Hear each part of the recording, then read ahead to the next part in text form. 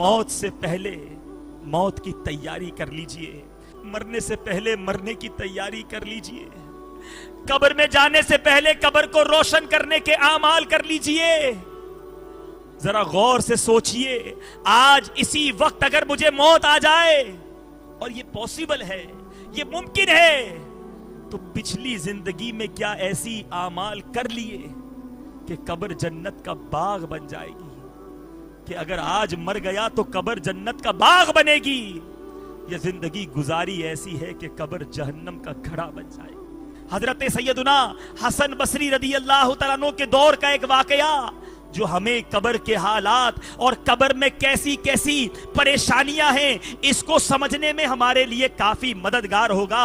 दिल के कानों से सुनिए, बल्कि हो सके अपनी आंखों को बंद करके सरों को झुकाकर इस रिक्कत अंगेज वाक़े को सुनिए। मेरे शेख तरीकत अमीर अहले सुन्नत अपने बड़े ही प्यारे रिसाले कब्र की पहली रात में ये वाकया नकल फरमाते हैं। हजरत सैयदुना हसन बसरी अपने घर के दरवाजे पर तशरीफ फरमा थे कि वहां से एक जनाजा गुजरा, आप भी उठे और जनाजे के पीछे पीछे चल दिए।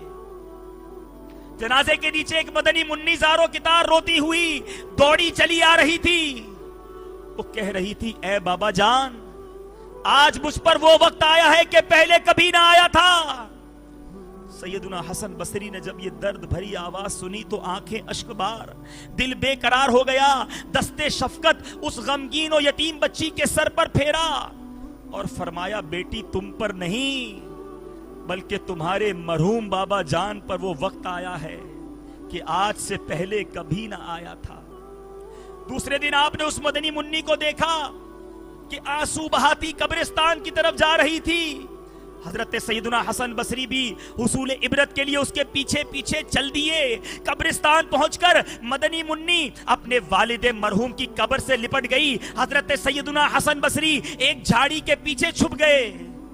मदनी मुन्नी अपना रुखसार मट्टी पर रखकर रो रो कर कहने लगी, ए बाबा जान, आपने अंधेरे में चराग और गमखार के बगैर कब्र की पहली रात कैसे गुजारी?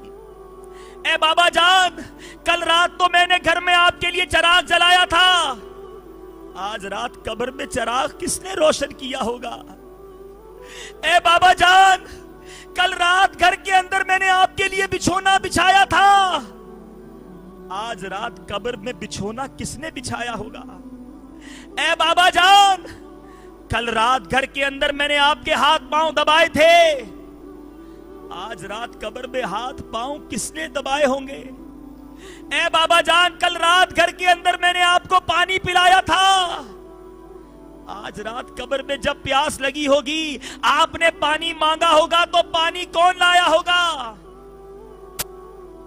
ए बाबा जान, कल रात तो आपके जिस्म पर चादर मैंने उड़ाई थी, आज रात किसने उड़ाई होगी?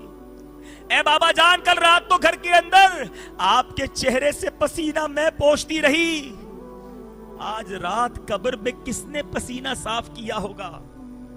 ए बाबा जान, कल रात तो आप जब भी मुझे पुकारते थे मैं आ जाती थी, आज रात आपने कब्र में किसे पुकारा होगा और पुकार सुनकर कौन आया होगा?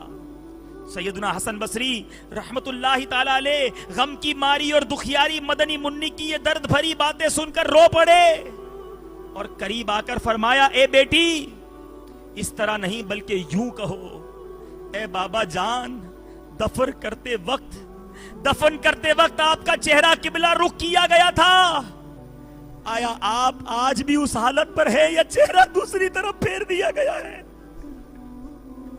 ए बाबा जान, आपको साफ सुथरा कफन पहनाकर दफनाया गया था, क्या अब भी वो साफ सुथरा ही है? ए बाबा जान, आपको कब्र में सही सालिम बदन के साथ रखा गया था, आया वो जिस्म अब भी सलामत है या उसे कीड़ों ने खा लिया है? ए बाबा जान, उलमा फरमाते हैं कब्र की पहली रात बंदे से ईमान के बारे में सवाल किया जाएगा, तो जो कोई जवाब देगा और कोई मायूस रहेगा, आपने उस सवाल का दुरुस्त जवाब दे दिया या नाकाम रहे? ए बाबा जान, उलमा फरमाते हैं कि बाज मुर्दों पर कब्र कुशादगी करती है और बाज पर तंगी। آپ پر قبر نے تنگی کی ہے یا کشادگی؟ اے بابا جان، کسی میت کو جنت کا کفن پہنا دیا جاتا ہے اور کسی کے کفن کو جہنم کے کفن سے تبدیل کر دیا جاتا ہے۔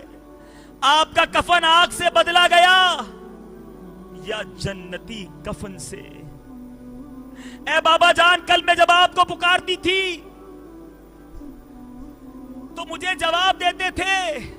آج میں کتنی بد نصیب ہوں کہ قبر کے سرانے کھڑی ہو کر پکار رہی ہوں، مگر آپ کے جواب کی آواز سنائی نہیں دیتی۔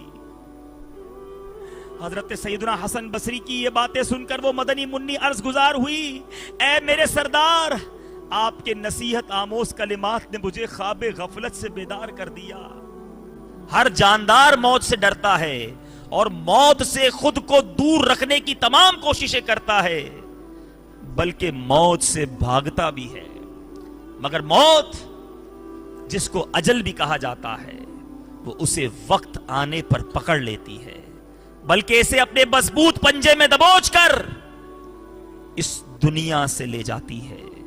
قرآن مجید فرقان حمید میں سورہ جمعہ آیت نمبر 8 میں ارشاد ہوتا ہے، ترجمہ کنز الایمان، تم فرماؤ وہ موت جس سے تم بھاگتے ہو وہ تو ضرور تمہیں ملنی ہے۔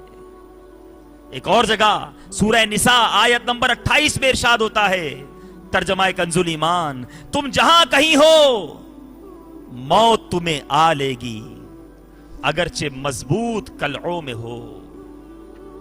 کوئی گل باقی رہے گا نہ چمن رہ جائے گا، کوئی گل باقی رہے گا نہ چمن رہ جائے گا، پر رسول اللہ کا دین حسن رہ جائے گا۔ ہم سفیروں باغ میں ہے کوئی دم کا چہچہا، بلبلیں اڑ جائیں گی سونا چمن رہ جائے گا۔ اطلس و کم خواب کی پوشاک پر نازا نہ ہو، اس تنے بے جان پر خاکی کفن رہ جائے گا۔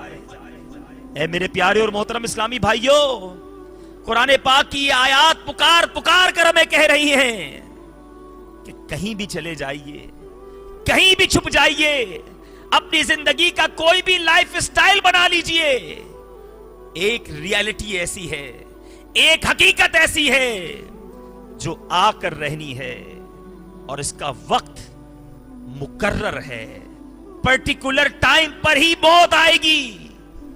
ہمیں نہیں معلوم کہ میرے لیے کون سا وقت ہے، مگر یہ بات ضرور ہے کہ ہمارا وقت طے ہو چکا ہے، یہ ڈیسائیڈڈ وقت ہے، یہ کوئی ارجنٹ ارینج نہیں کیا جاتا، یہ کسی جناب ہری کے اندر طے نہیں کیا جاتا کہ آج کس کو مرنا ہے، یہ ڈیسائیڈڈ وقت ہے، یہ طے شدہ وقت ہے کہ کس کو کب مرنا ہے۔ قرآن مجید فرقان حمید سورہ اعراف آیت نمبر 12 میں ارشاد ہوتا ہے، جس کا ترجمہ ہے، اور ہر گروہ کا ایک وعدہ ہے، تو جب ان کا وعدہ آئے گا ایک گھڑی نہ پیچھے ہو نہ آگے، ایک گھڑی ایک لمحہ آگے پیچھے نہیں ہوگا۔ آج دنیا کے بڑے بڑے ٹائم ٹیبل پر چلنے والے دعویٰ کرتے ہیں، مگر کبھی کبھی وہ بھی ڈیلے ہو جاتے ہیں۔ لوگ کہتے ہیں جناب ایئرپورٹ پر جہاز کے ٹائمنگ بڑے کریکٹ ہوتے ہیں، مگر کبھی کبھی موسم خراب ہو تو جہاز بھی ڈیلے ہو جاتا ہے۔ ٹرینوں کا حال تو آپ کے سامنے ہے۔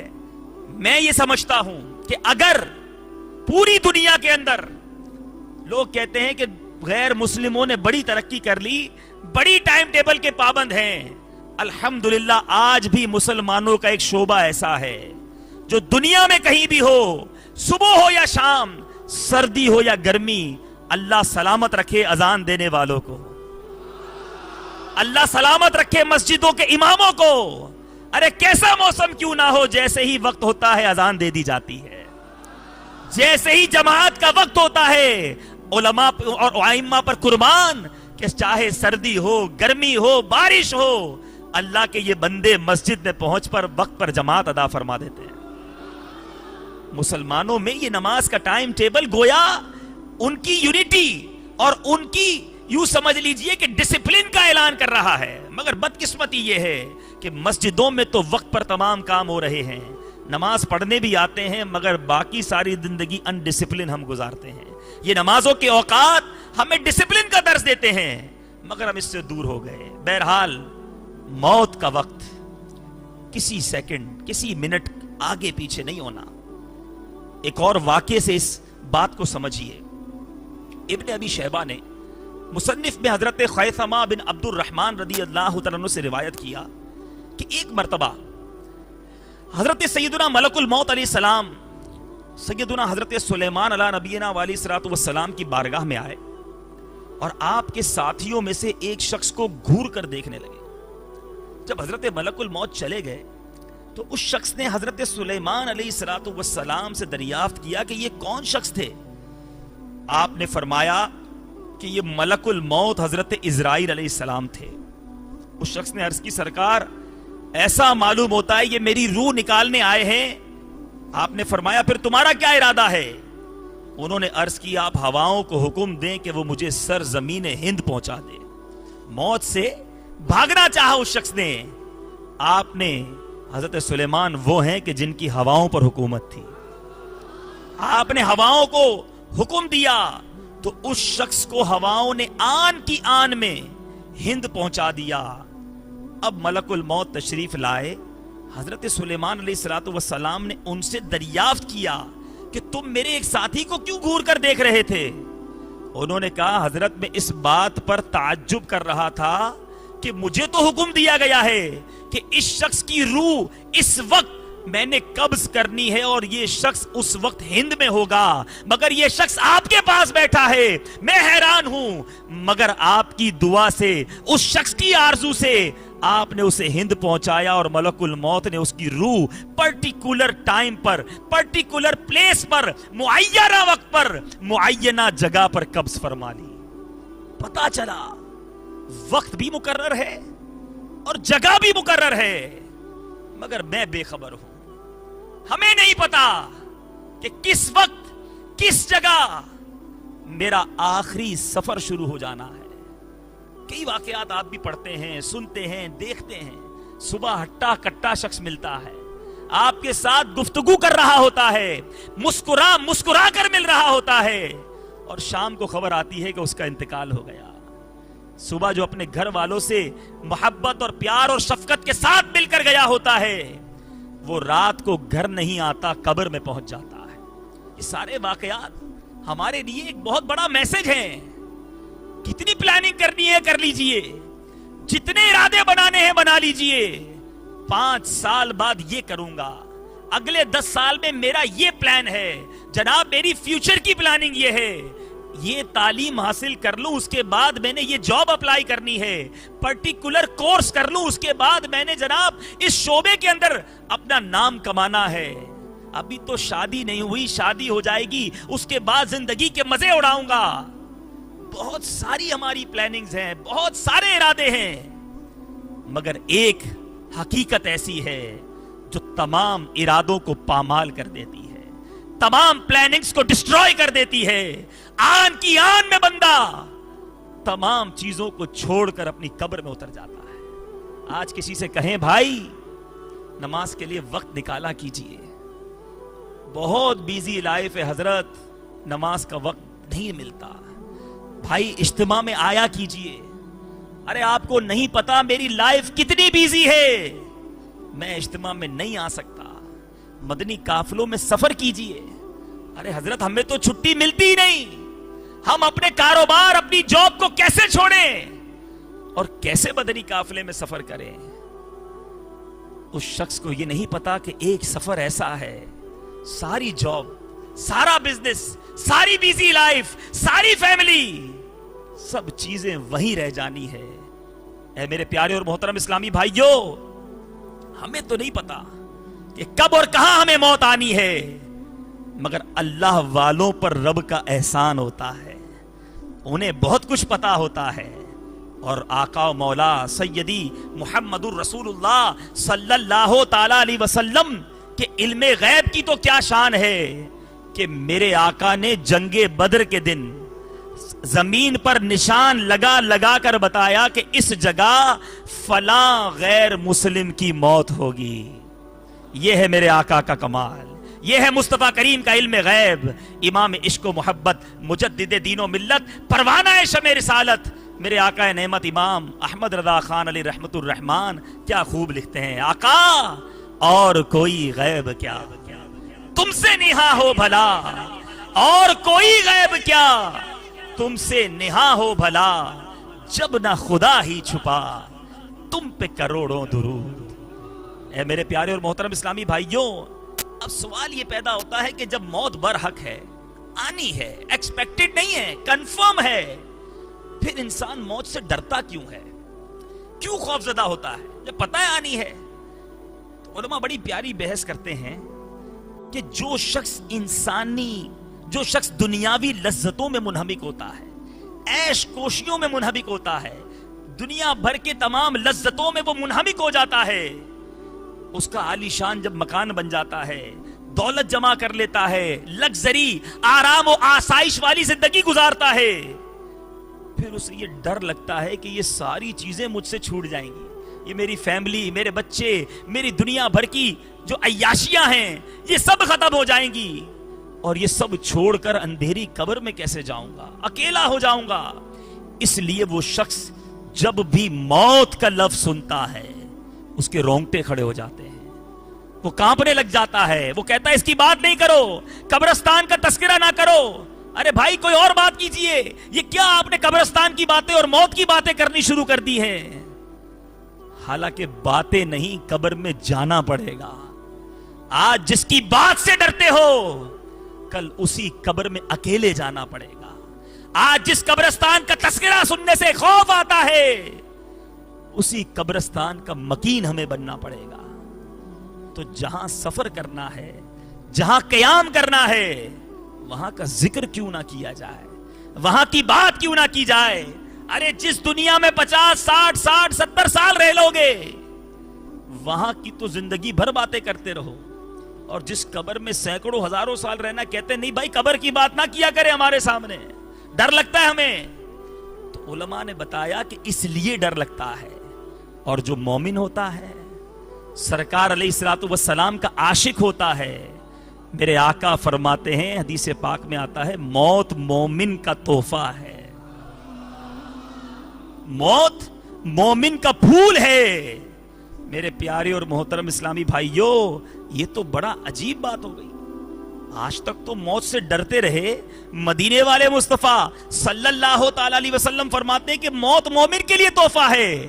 اب مزید اس کو ڈیفائن کرتے ہوئے, مزید اس کو ایکسپلین کرتے ہوئے, سرکار عالی وقار شفیع روز شمار جناب احمد مختار صلی اللہ تعالی علیہ وسلم نے حضرت ابو ذر غفاری رضی اللہ تعالیٰ عنہ سے ارشاد فرمایا, اے ابو ذر, دنیا مومن کے لیے قید خانہ ہے اور قبر امن کی جگہ ہے, اور جنت اس کا ٹھکانہ ہے. اے ابو ذر, دنیا کافر کی جنت ہے, قبر اس کا عذاب ہے, اور جہنم اس کا ٹھکانہ ہے. ارے جس کے لیے قبر امن ہو وہ پھر قبر کی بات سنتے میں کیوں گھبرائے؟ موت جس کے لیے تحفہ ہو وہ موت کے تذکرے سے کیوں ڈرے؟ مسئلہ یہ ہے کہ قبر کی تیاری نہیں کی ہے, موت کا سامان نہیں کیا ہے. دنیا میں اتنے مستغرق ہو چکے ہیں کہ اب دنیا چھوڑنے کا جی نہیں چاہتا. حالانکہ سرکار علیہ الصلوۃ والسلام کی دعا کیا تھی سنیے. کیا ہم کبھی یہ دعا کرتے ہیں؟ موت سے ڈر بھی لگتا ہے اور بعض اوقات موت سے نفرت ہو جاتی ہے. مدینے والے مصطفیٰ صلی اللہ تعالی علیہ وسلم نے دعا فرمائی کہ اے اللہ, جو لوگ مجھے رسول جانتے ہیں ان کے دل میں موت کی محبت ڈال دے. آئیے ہم بھی دعا کرتے ہیں, اللہ تعالیٰ ہمارے دلوں میں بھی اپنی موت کی محبت ڈال دے. اب تھوڑی سی بات عشق کی کر لیتے ہیں کہ موت کی محبت کیوں نہ ہو, مرنے کی تمنا کیوں نہ ہو. آئیے عاشقوں کے امام سے پوچھتے ہیں, مجدد دین و ملت سے پوچھتے ہیں, آپ بتائیے کہ موت کی تمنا کیوں کی جائے, موت سے پیار کیوں کیا جائے. اعلی حضرت لکھتے ہیں, جان تو جائے گی پر قیامت یہ ہے, جان تو جاتے ہی جائے گی، پر قیامت یہ ہے کہ یہاں مرنے پہ ٹھہرا ہے نظارہ تیرا۔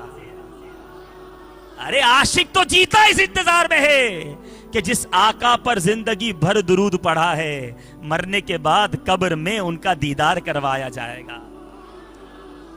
قبر میں سرکار آئیں تو میں قدموں پر گروں، گر فرشتے بھی اٹھائیں تو میں ان سے یوں کہوں، اب تو پائے ناز سے میں اے فرشتوں کیوں اٹھوں۔ ارے مر کے پہنچا ہوں یہاں اس دلربا کے واسطے، مر کے پہنچا ہوں یہاں اس دلربا کے واسطے۔ اے میرے پیارے اور محترم اسلامی بھائیوں، اعلیٰ حضرت کتنی پیاری ہمیں تلقین کر رہے ہیں، جان دے دو وعدہ دیدار پر۔ ارے دے دو جان، کس لیے کہ قبر میں دیدار کا وعدہ ہے۔ جان دے دو وعدہ دیدار پر، نقد اپنا دام ہو ہی جائے گا۔ اے رضا ہر کام کا ایک وقت ہے، اے رضا ہر کام کا ایک وقت ہے، دل کو بھی آرام ہو ہی جائے گا۔ تو اے میرے پیارے اور محترم اسلامی بھائیوں، تو پتا چلا موت مومن کے لیے تحفہ ہے، اور موت کا ذکر بھی کرنا چاہیے، موت کی یاد بھی کرتے رہنا چاہیے۔ مدینے والے مصطفیٰ صلی اللہ تعالی علیہ وسلم نے ارشاد فرمایا، اے انسان، بخاری شریف اور مشکات شریف میں حدیث موجود ہے، میرے آقا فرماتے ہیں، اے انسان، جب تو شام کرے تو صبح کا انتظار مت کر، اور جب صبح کرے تو شام کا انتظار مت کر۔ تو اے میرے پیارے اسلامی بھائیوں، موت کا تذکرہ بری بات نہیں، بلکہ موت کو یاد رکھنا یہ مومن کا شیوا ہے، یہ اسلام کی تعلیم ہے، اور اپنے سفر کی تیاری کرتے رہنا چاہیے۔ اسی طرح میرے پیارے اور محترم اسلامی بھائیوں، میرے آقا مدینے والے مصطفیٰ صلی اللہ تعالی علیہ وسلم فرماتے ہیں، الموت کفارۃ لکل مسلم، یعنی موت کفارہ گناہ ہے ہر مسلمان کے لیے۔ اب جو نیکوکار ہے، عبادت گزار ہے، اس کے لیے تو موت تحفہ بن گئی، مگر جو گناہگار ہے، جسے زندگی گناہوں میں گزاری ہے، ساری زندگی رب کو ناراض کرنے میں گزاری، وہ تو موت سے ڈرتا ہے۔ ایسے اعمال کر لیجئے کہ مرنے کا انتظار ہونے لگ جائے، ایسی نیکیاں کر لیجئے کہ قبر میں جانے کی تمنا ہونے لگ جائے، کہ جلدی قبر میں جاؤں تو آقا کے دیدار کے جام سے مشرف ہو جاؤں۔ دنیا میں تھک گیا ہوں، دنیا میں بہت لوگوں کے تانے سن لیے، سنتوں پر عمل کرتا ہوں تو دنیا والے ستاتے ہیں، ارے قبر میں جاؤں تو نم کا نومت العروس کا مزدہ سن لوں، کہ سو جا جیسے دلہن سوتی ہے۔ ایسے نیک لوگوں کی قبر میں جنت کی کھڑکی کھلوا دی جائے گی۔ آج اگر دنیا میں بڑا گھر نہیں ہے، کشادہ بیڈ روم نہیں ہے، رزق حلال کمانے کی وجہ سے سادہ زندگی گزارنی پڑ رہی ہے، اگر نیکوکار ہے تو وہ خوش ہے، کوئی بات نہیں، دنیا میں سادہ زندگی گزار لوں گا، میری قبر تو جنت کا باغ بن جائے گی۔ وہ قبر کا انتظار کیوں نہ کرے، وہ موت کی تمنا کیوں نہ کرے۔ مگر اگر ہم جیسا گناہگار ہو، جو دنیا کی ان آسائشوں میں غرق ہو چکا ہو، صبح سے لے کر شام تک جس کے گناہوں کا بیٹر رکتا نہ ہو، وہ تو قبر کے نام سے ہی گھبرا جائے گا۔ اے میرے پیارے اور محترم اسلامی بھائیوں، ہمیں موت کو ہمیشہ یاد کرنا چاہیے اور موت کی تیاری بھی کرتے رہنا چاہیے۔ کعبے کے بدر الدجا، طیبہ کے شمس الضحا صلی اللہ تعالی علیہ وسلم نے حضرت عبداللہ بن عمر فاروق اعظم رضی اللہ تعالیٰ عنہما سے فرمایا کہ دنیا میں ایسے رہو جیسے مسافر، بلکہ راہ چلتا۔ ہمیں تو کہا گیا مسافر کی طرح رہو، اور آج ہمارا حال کیا ہے؟ ہم نے دنیا ہی کو سب کچھ سمجھ لیا ہے، ایسا لگتا ہے مرنا ہی نہیں ہے۔ کسی سے پوچھو بھائی یہ گھر بنا رہے ہیں، اس گھر میں کتنے سال رہیں گے؟ گھر ڈیکوریٹڈ ہونا چاہیے، گھر کشادہ ہونا چاہیے، بزنس انکریز ہوتے رہنا چاہیے۔ کبھی یہ سوچا کہ قبر کشادہ ہونی چاہیے، قبر ہوادار ہونی چاہیے، قبر روشن ہونی چاہیے؟ آج 5 مرلے کا مکان ہے تو 10 مرلے کا ہونا چاہیے، 10 مرلے کا ہے تو جناب کنال 2 کنال کی کوٹھی ہونی چاہیے۔ ارے کوٹھی بڑی پرانی ہو گئی، پیسہ کافی ہے، اس کو گرا دو، گرا کے نئی بنائیں گے، اس کے اندر کلر بھی کروانا ہے، ایئر کنڈیشن لگوانے ہیں، ویل ڈیکوریٹڈ کروانا ہے۔ ارے کبھی اتنا جس گھر کے بارے میں سوچا، یہ سوچا اس گھر میں کتنے سال رہ لو گے؟ وہ قبر جس میں ہمیشہ رہنا ہے، قیامت تک رہنا ہے، وہ قبر ہوادار ہوگی کہ نہیں؟ وہ قبر روشن ہوگی کہ نہیں؟ اس قبر میں کیا بنے گا؟ اے میرے پیارے اور محترم اسلامی بھائیوں، اب ایک اور پیرائے کی طرف، موت کے ایک اور اسپیکٹ کی طرف توجہ کیجئے۔ آج کل لوگ جب مشکل میں آ جاتے ہیں، پریشانی میں آ جاتے ہیں تو موت کی دعا کرتے ہیں۔ کیا موت آنے کی دعا کرنا چاہیے؟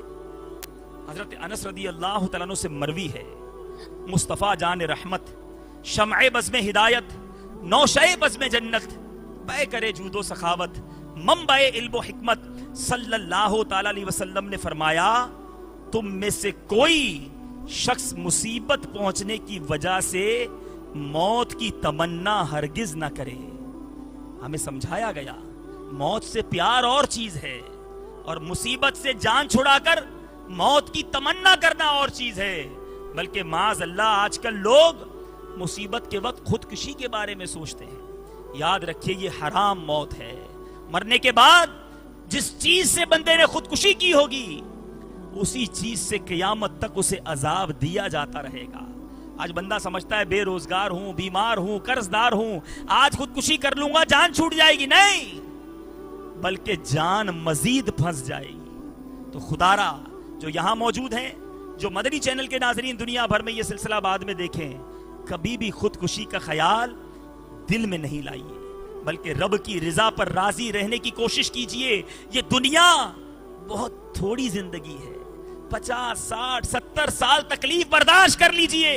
روایتوں میں آتا ہے کہ جب قیامت کے دن مصیبت زدوں کو اجر دیا جائے گا، پریشان حالوں کو نیکیاں دی جائیں گی، تو وہ لوگ جو دنیا میں سکھ سے رہے ہوں گے وہ تمنا کریں گے کہ کاش ہمارے بدنوں کو کینچیوں سے کاٹ دیا جاتا۔ ان کو لگے گا اتنا اجر، اتنا ثواب ان فقیروں کو، ان مسکینوں کو، ان قرضداروں کو، ان اسپتال میں تڑپتے ہوئے بیماروں کو دیا جا رہا ہے۔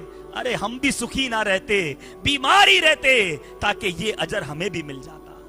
تو جو تکلیف ہوتی ہے اس پر شکوہ نہیں کیا جاتا۔ یہ خودکشی اور اپنے آپ کو مارنے والی باتیں اچھی نہیں ہیں، بلکہ یاد رکھیے ایک روایت میں آتا ہے، بڑی پیاری روایت ہے، یقین کریں اگر وہ دل میں بیٹھ جائے تو ساری مصیبتیں آسان ہو جائیں۔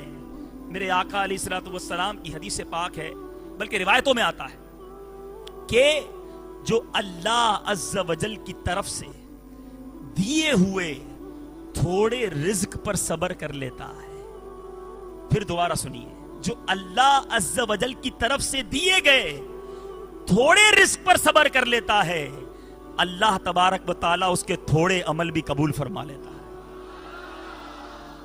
سوچئے میرے پیارے اسلامی بھائیو، آج زیادہ کی تمنا کرتے ہیں، اگر کل زیادہ کے بدلے زیادہ عمل مانگ لیے گئے تو کہاں سے دیں گے؟ ہمارے پاس تو کچھ نہیں ہے دینے کے لیے۔ اگر آج دنیا میں تھوڑی تکلیف آ جائے، تھوڑی پریشانی آ جائے، تو بندہ یہی سوچ لے کہ شاید اسی تکلیف کی برکت سے میرے یہ ٹوٹے پھوٹے عمل قبول کر لیے جائیں گے۔ ارے رب کی بارگاہ میں زیادہ کا حساب کیسے دیں گے؟ تو جب تھوڑا ہو جائے اس پر قناعت کیجئے، شکر کیجئے، اس کی برکتیں حاصل ہوں گی۔ اے میرے پیارے اور محترم اسلامی بھائیوں، ہمیشہ اپنے رب سے اچھا گمان بھی رکھتے رہنا چاہیے۔ کچھ لوگ گناہوں کی سبب اور بری عادتوں کے سبب اللہ کی رحمت سے اتنے مایوس ہو جاتے ہیں کہ پھر ایسی ایسی باتیں کرتے ہیں کہ جناب اپنے کو تو جہنم میں ہی جانا ہے، ہمارا تو گناہ اتنے کہ اب بخشش ہوگی نہیں، اب وہ مایوس ہو جاتے ہیں۔ ارے میرا رب کتنا مہربان ہے، اس روایت سے سمجھیے۔ فرماتے ہیں ابن ابی دنیا اور بیہقی نے شعب الایمان میں حمید سے روایت کی ہے، انہوں نے کہا میرا ایک بھانجا تھا جو بڑا ہی نافرمان تھا، وہ بیمار ہو گیا، اس کی ماں نے مجھے بلوایا، جب میں پہنچا تو کیا دیکھتا ہوں اس کی ماں اس کے سرہانے کھڑے ہو کر رو رہی ہے۔ اس لڑکے نے پوچھا اے میری ماں تو کیوں رو رہی ہے؟ میں نے جواب دیا کہ یہ تیری برائیوں کی وجہ سے رو رہی ہے۔ لڑکے نے کہا کیا میری ماں مجھ پر رحم نہ کرتی تھی؟ میں نے کہا کیوں نہیں؟ تو اس نے کہا اللہ تعالیٰ مجھ پر میری ماں سے بھی زیادہ رحم کرنے والا ہے۔ وہ گناہگار شخص جب مر گیا تو فرماتے میں اور کچھ دوسرے لوگوں نے اس کو قبر میں اتارا۔ جب میں نے اس پر اینٹیں رکھی تو میں نے جھانک کر قبر میں دیکھا تو معلوم ہوا کہ جہاں تک نگاہ پہنچتی ہے وہاں تک اس کی قبر کشادہ کر دی گئی ہے۔ میں نے اپنے ساتھیوں سے کہا کیا تم نے بھی وہی دیکھا جو میں دیکھ رہا ہوں؟ تو انہوں نے کہا ہاں۔ تو میں سمجھ گیا کہ یہ اسی کلمے کی برکت ہے جو مرتے وقت اس نے یہ جملہ کہا تھا کہ میرا رب میری ماں سے زیادہ رحمت کرنے والا ہے۔ رحمت دا دریا الہی ہر دم وگدا تیرا، رحمت دا دریا الہی ہر دم وگدا تیرا، جے ایک قطرہ بخشے مینوں کم بڑھ جاوے میرا، عدل کرے تے تھر تھر کمبن اچھیاں شانہ والے، مولا عدل کرے تے تھر تھر کمبن اچھیاں شانہ والے، فضل کرے تے بخشے جاسن میں ورگے منہ کالے۔ اے میرے پیارے و محترم اسلامی بھائیوں، جو رب ماں سے زیادہ مہربان ہے اس کی نافرمانی اچھی بات نہیں ہے۔ جو اپنے بندوں پر مہربان ہے اسے ناراض کرنا اچھی بات نہیں۔ کیا آپ نہیں چاہتے کہ ہمیں اچھی موت ملے، اچھا خاتمہ ملے؟ یاد رکھیے میرے پیارے اور محترم اسلامی بھائیوں، روایتوں میں آتا ہے کہ بلکہ میرے آقا علیہ الصلوۃ والسلام فرماتے ہیں من مات علی شیء بعثہ اللہ تعالی، جو شخص جس حال پر مرے گا اسے اللہ تعالیٰ اسی حال میں اٹھائے گا۔ اب ایک بات طے ہو گئی، ہم نے بیان کے اندر یہ سمجھنے کی کوشش کی کہ وقت طے ہے، جگہ طے ہے، دن طے ہے، اور اب یہ بھی پتا چلا جو جس طرح جس حال میں مرا اسی حال میں اٹھایا جائے گا۔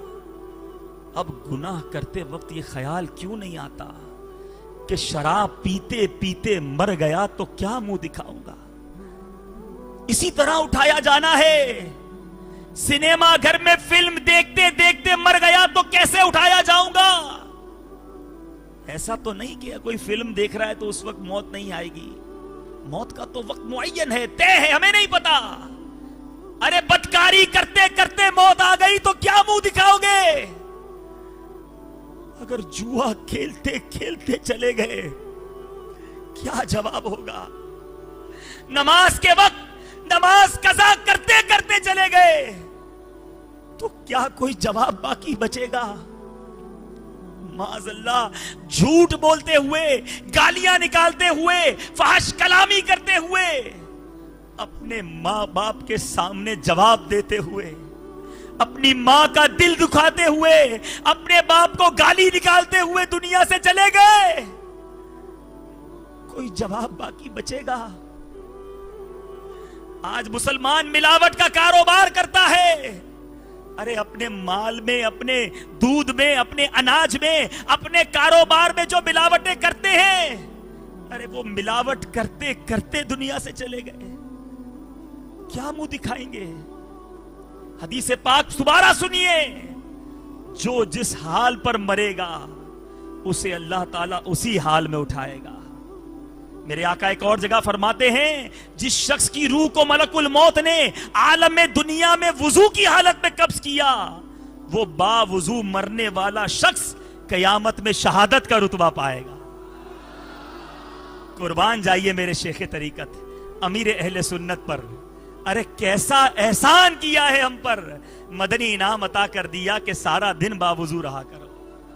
ارے کبھی تو موت آئے گی تو با وضو سفر ہو جائے گا، شہادت کا رتبہ مل جائے گا۔ ارے وہ کتنے خوش نصیب ہوں گے جو تلاوت قرآن کرتے کرتے دنیا سے جائیں گے۔ وہ کتنے خوش نصیب ہیں جو نمازیں پڑھتے رہتے ہیں. ارے ان کو سجدوں میں موت آئے گی تو کیسی موت ہوگی. جو مدنی قافلے کے مسافر بنتے ہیں, ارے راہ خدا کے سفر میں موت آ جائے تو پھر اور کیا چاہیے. پریورٹیز کو خود چیک کر لیجئے, اپنی زندگی کے شیڈول کو خود ڈیزائن کیجئے کہ پورے دن میں اگر میں اپنے پورے دن کے شیڈول کو دیکھ لوں کہ یہ کام میں نے کیے, اس کام کے دوران موت آ جائے گی تو میرا حال کیا ہوگا.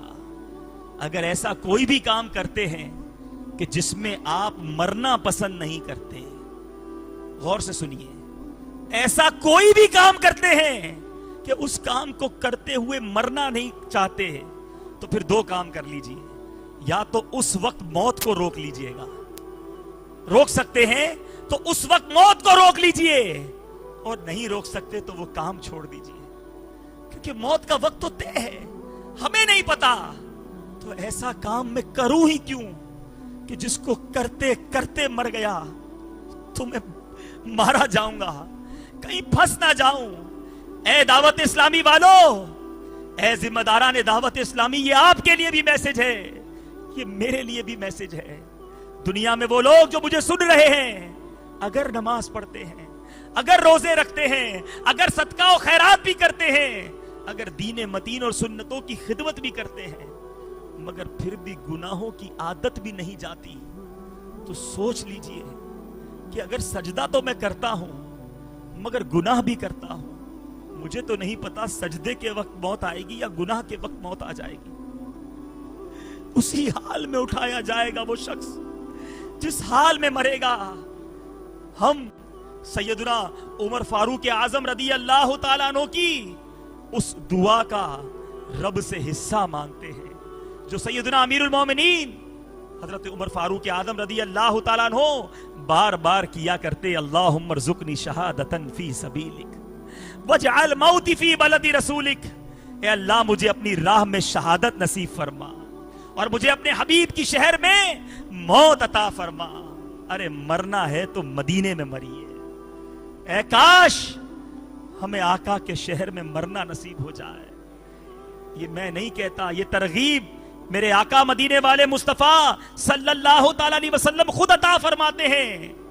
تم میں سے جس سے ہو سکے کہ مدینے میں مرے تو مدینے ہی میں مرنا, کہ جو مدینے میں مرے گا میں اس کی شفاعت کروں گا. ارے جو گنبد خضرا کو دیکھتے ہوئے مرے گا کس حال میں اٹھے گا. جو مدینے میں انتقال ہوگا, جنت البقیع میں تدفین ہوگی, اس کے تو وارے نیارے ہیں. تو اے میرے پیارے اور محترم اسلامی بھائیوں, اپنی قبر کو روشن کرنے والے کام کر لیجئے. آقا علیہ الصلوۃ والسلام کی سنتوں پر عمل کر لیجئے, نمازوں کی پابندی کر لیجئے, چھوڑ دیجئے یہ گناہوں بھری زندگی, چھوڑ دیجئے یہ رب کی نافرمانی والے کام. آئیے آج اس اجتماع میں یہ نیت کر لیجئے, انشاءاللہ اب بقیہ زندگی اپنے رب کو ناراض نہیں کریں گے. 5 وقت با جماعت نماز پڑھتے رہیں گے, گانے باجے فلمیں ڈرامے نہیں سنیں گے, اپنے ماں باپ کو نہیں ستائیں گے, سرکار کی سنتوں پر عمل کریں گے, سر پر امامے کا تاج سجائیں گے, چہرے پر انشاءاللہ آقا کی پیاری پیاری سنت داڑھی سجائیں گے, اور ان تمام باتوں پر استقامت حاصل کرنے کے لیے دعوت اسلامی کے مدنی قافلوں میں ہر مہینے 3 دن سفر کریں گے, اور انشاءاللہ ہر جمعرات پابندی کے ساتھ دعوت اسلامی کے سنتوں بھرے اجتماع میں شرکت کریں گے. میرے پیارے اور محترم اسلامی بھائیوں, یہی وہ ماحول ہے جو ہمیں اس راہ پر لے جا رہا ہے جو ہمیں موت کی تیاری کرواتا ہے, جو قبر کو روشن بنانے والے اعمال کی طرف لے جاتا ہے. اس ماحول کو جوائن کیجئے, چاہے یہاں تاجر موجود ہوں, چاہے نوکر موجود ہوں, چاہے دنیا کے کسی بھی شعبے سے تعلق رکھنے والے اسلامی بھائی ہوں, آپ جس بھی فیلڈ میں ہوں اس فیلڈ میں اس پیغام کو لے کر چلیے. میں تو گناہگار, میں تو سیاہ کار, میرے اعمال کا پتہ نہیں ہے, مگر نیت یہ رکھیے کسی ایک کو نمازی بنا دیا, کسی ایک کو سنتوں کا پابند بنا دیا, کسی کو اجتماع میں لایا, اس کی بگڑی بن گئی, وہ گناہوں کو چھوڑنے والا بن گیا. کیا معلوم میرا رحمان رب اس کے اعمال کے صدقے میری مغفرت فرما دے. اللہ تبارک و تعالیٰ سے دعا ہے کہ مالک کریم ہمیں ایمان اور عافیت کے ساتھ مدینہ طیبہ میں موت عطا فرمائے، ہماری قبر کو جنت کے باغوں میں سے ایک باغ بنائے۔